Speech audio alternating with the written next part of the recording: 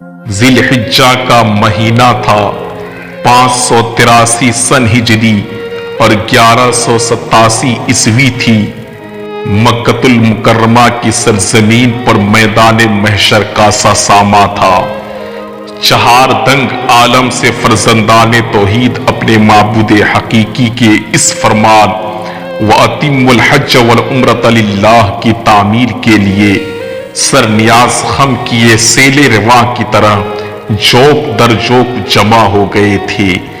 ایک ہی ترانہ جو ہر زباں پہ جاری تھا، ایک ہی آواز جس سے مکۃ المکرمہ کی فضا گونج رہی تھی، وہ مقدس ترانہ یہ تھا: اللہم لبیک لبیک لا شریک لک لبیک ان الحمد والنعمت لک والملک لا شریک لک لبیک۔ خالق کائنات کے یہ وفا شعار بندے دنیا و ما فیہا سے بے نیاز ہو کر منسلک حج ادائیگی میں مصروف تھے، لیکن ایک خلجش جو دلوں کو بے چین کر رہی تھی وہ تھی روضۃ الرسول صلی اللہ علیہ وسلم کی حاضری، کیونکہ ہادی اکرم صلی اللہ علیہ وسلم کے در اقدس ہی تو اصل مراد اور مقبولیت کا پروانہ ہے۔ جیسا کہ سیدی اعلیٰ حضرت فرماتے ہیں، اس کے طفیل حج بھی خدا نے کرا دیے، اصل مراد حاضری اس پاک در کی ہے۔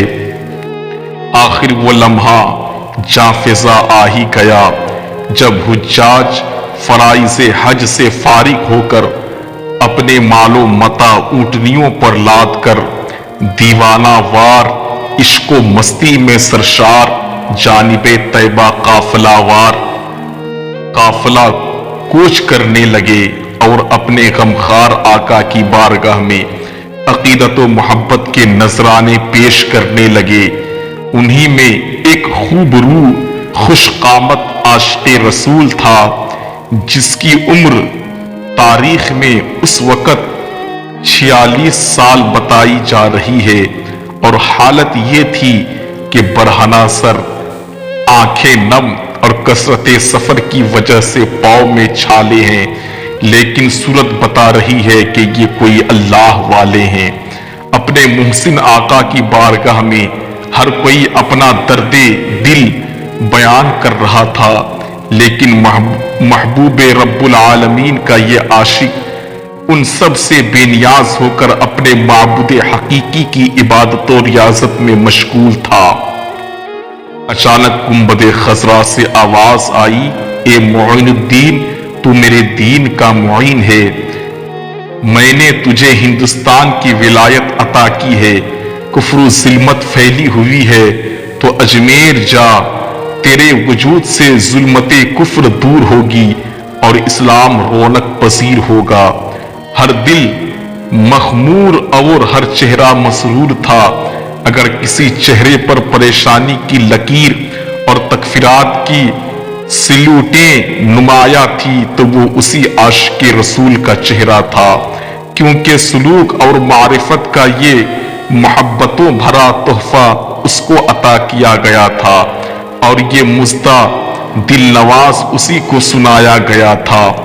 آخر خوشخبری یہ حیران کیوں جب یہ سوال تاریخ کے اوراق الٹنے والے مورخین سے کیا گیا تو جواب ملا کہ اس وجہ سے کہ وہ انجان تھا، اس ملک سے اس کا مزدہ سنایا گیا، اسے معلوم نہ تھا کہ شہر ہندوستان، شہر اجمیر کہاں ہے، سمت سفر کیا ہوگی، مدینہ سے مسافت کتنی ہوگی، راستے کے پیچ و خم کیا ہے۔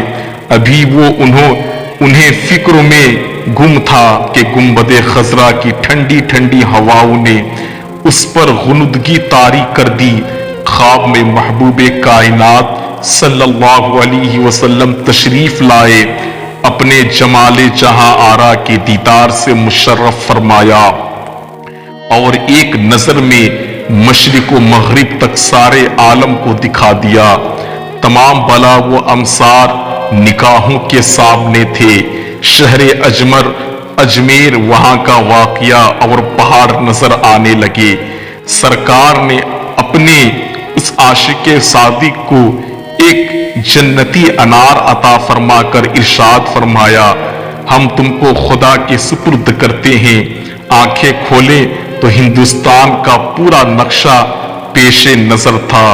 چنانچہ تعمیل آقا کے لیے 40 اولیاء کے ساتھ ہندوستان کا رخ کیا۔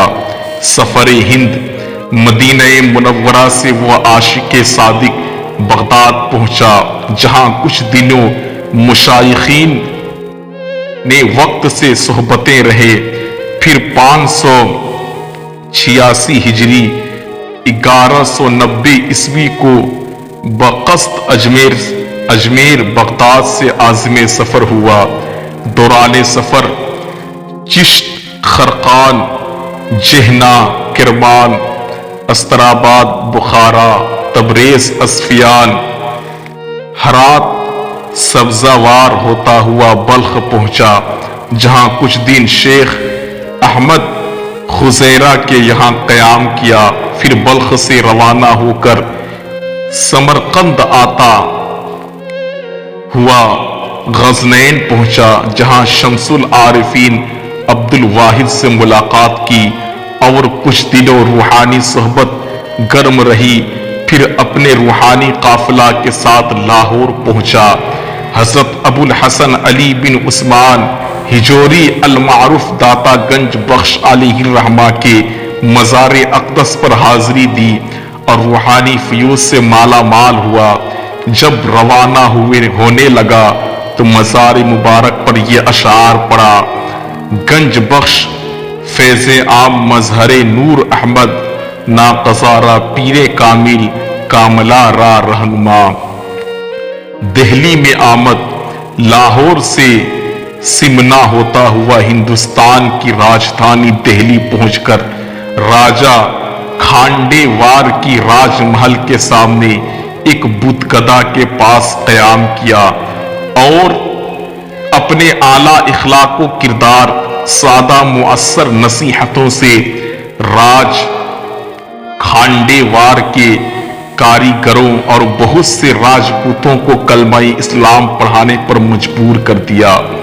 لوگ جوک در جوک آنے لگے اور اسلام کا نور پھیلنے لگا۔ دیکھتے ہی دیکھتے دہلی کی سرزمین پر مسلمانوں کا ایک وسیع حلقہ تیار ہو گیا۔ کیونکہ اس مرد مجاہد کی منزل مقصود اجمیر تھی، اس لیے اپنے خلیفہ حضرت قطب الدین بختیاری کاکی رحمت اللہ علیہ کو دہلی میں خلق خدا کی ہدایت کے لیے چھوڑ کر عازم اجمیر ہو گیا۔ اجمیر میں آمد، چند سکہ مورخین کے مطابق وہ مرد مجاہد 558-57 ہجری 1191 عیسوی کو وارد اجمیر ہوا، جہاں روز اول سے باطن شکی کرامتیں کے ظہور نے ایک بوریا نشی درویش کے روحانی عظمت و قوت کا سکہ اہل اجمیر کے دلوں میں بیٹھا دیا۔